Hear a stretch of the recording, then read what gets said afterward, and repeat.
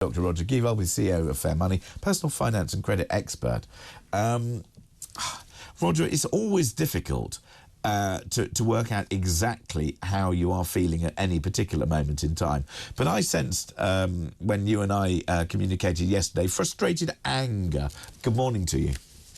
Good morning, sir. So, yeah, frustrated anger, does that describe it well?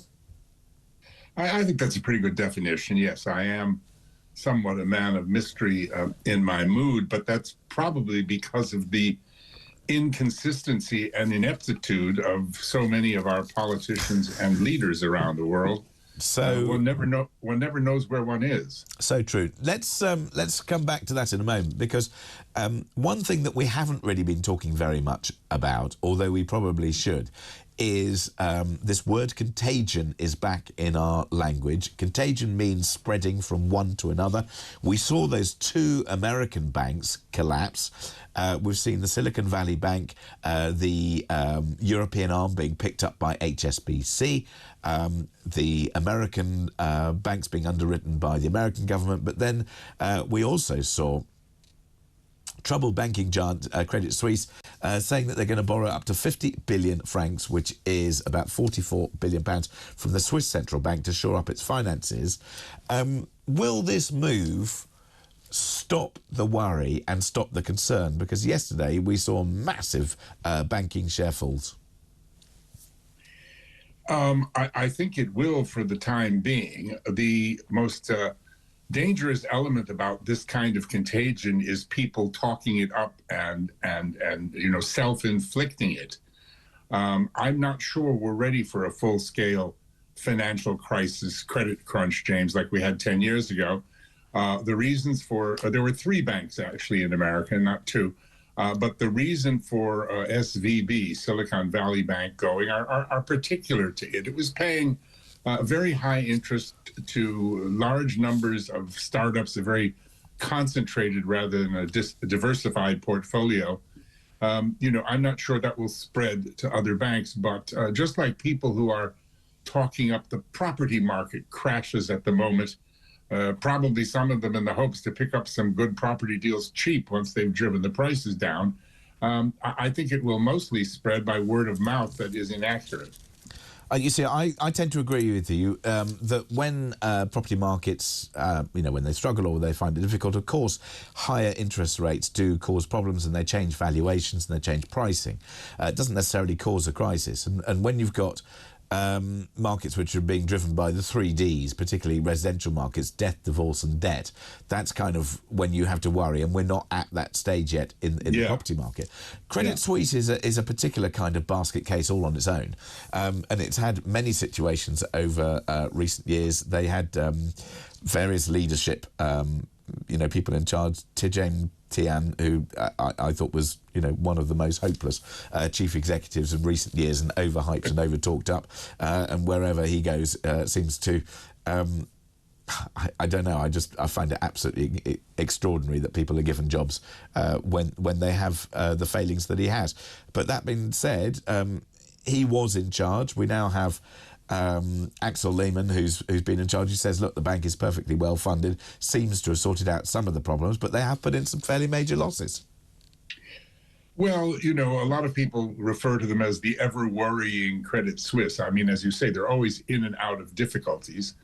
I think Tidjane was a novel, an Ivoirian, a man from the Ivory Coast, running a major Swiss banking institution, was a very interesting, very wonderful thing. I think he was given a tremendous chance, and therefore probably given a lot more leeway than someone else would have been.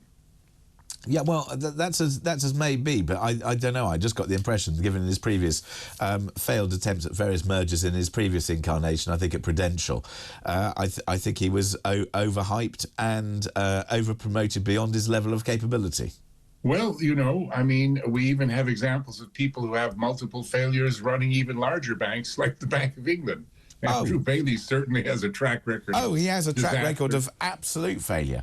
I mean, how he managed to get the job at the Bank of England, and the people think that he's sage and wise, when he made such terrible mistakes over regulation and presided over utter disasters. I have no idea. my friend Alex Brummer, the highly respected, long-standing city editor of the Mail, refers to him as the blundering Andrew Bailey, and actually said that he doesn't have the intellectual capacity for the job. I mean, that may be a bit harsh, but there are a lot of people in a lot of banks. The previous head of Barclays, for example, the American, I forget his name. Jez Staley. Jez Staley, yeah. I mean, so many people after the fact, you look at them and say, my God, how did they get this job? But I think what's important here, in connection with what you said a few moments ago about the budget being a bit of a non-entity, James, is that it is really overshadowed by these financial crises, these tectonic shifts going on. And like you, I'm also not worried about it turning into a permanent disaster overnight. We actually lost, what is it, 120 billion pounds on the FTSE the other day, in the last 2 days. But these things happen. It will come back. And let's hope that it does come back, because I think perhaps the markets did overreact yesterday. We saw a lot of bank shares tipping down, particularly European banks. And we did see the likes of BNP Paribas, my former employer, saying that they wouldn't necessarily treat with Credit Suisse, which caused some of the problems in the first place. Meanwhile, to the budget, let's talk about what Jeremy Hunt did. I mean, I find it absolutely staggering that people don't look back in time. 2006, that's when Gordon Brown introduced the pensions cap. When the Sun says, oh, you save £100 on your petrol. No, you don't save. They just didn't put up a tax that they're still raking in. I mean, it's nonsense.